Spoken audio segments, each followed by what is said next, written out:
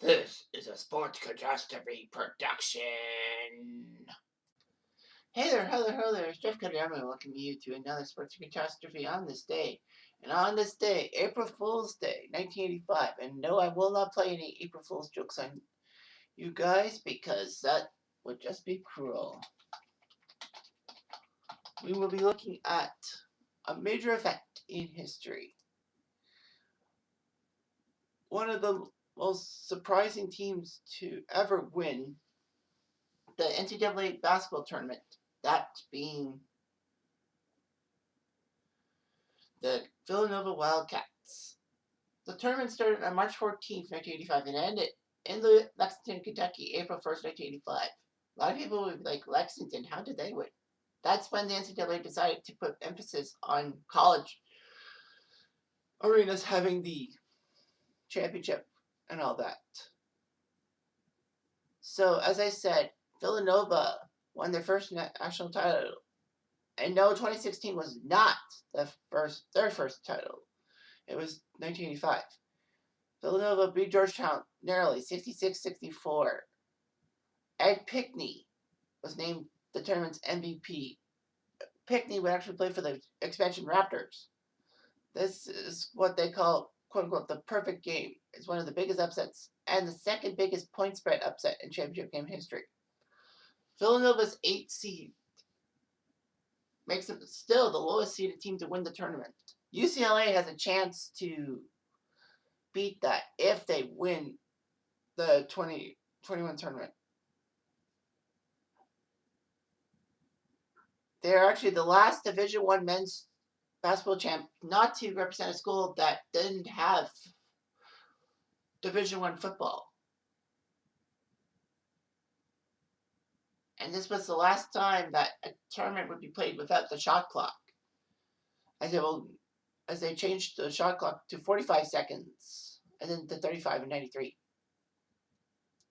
3 Big East teams came from the same conference in the Final Four: Villanova, Georgetown, and St. John's.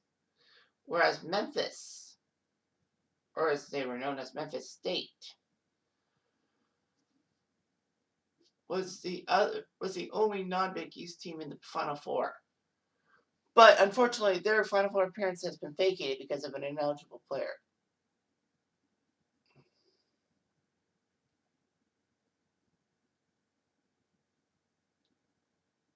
This was the last tournament until 2010 that had 2 private schools in the title game.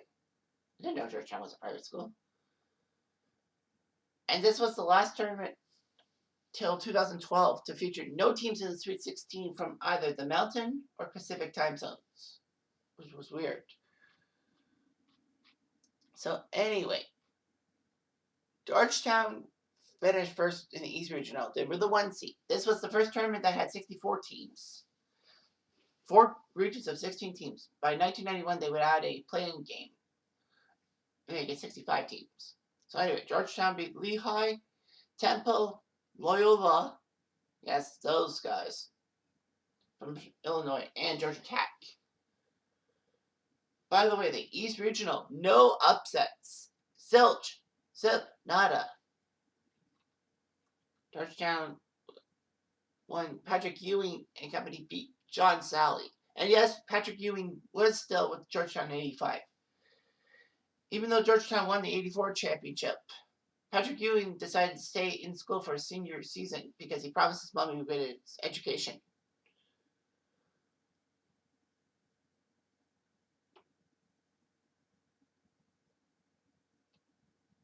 Anyway, the 1 seed St. John's Red Storm won the West Regional, taking down Selvern, crushing Selvern, having a hard time with Arkansas,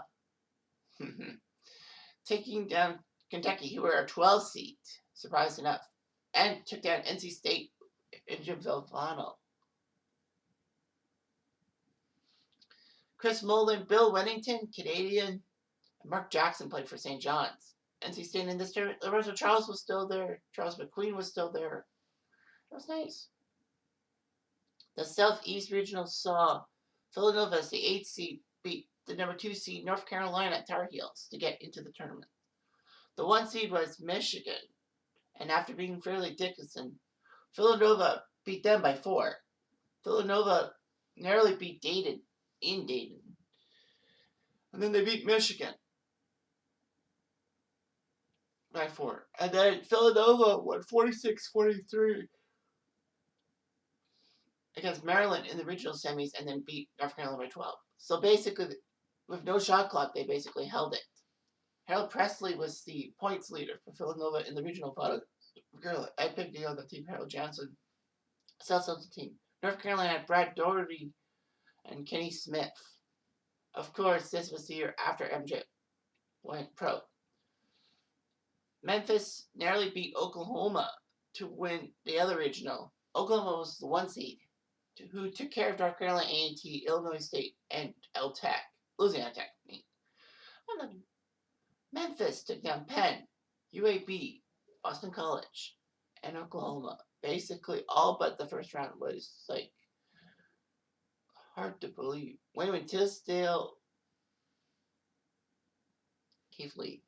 So anyway, the first semifinal in '85 was Villanova beating Memphis 52-45. McLean with 19 points to take care of the Tigers.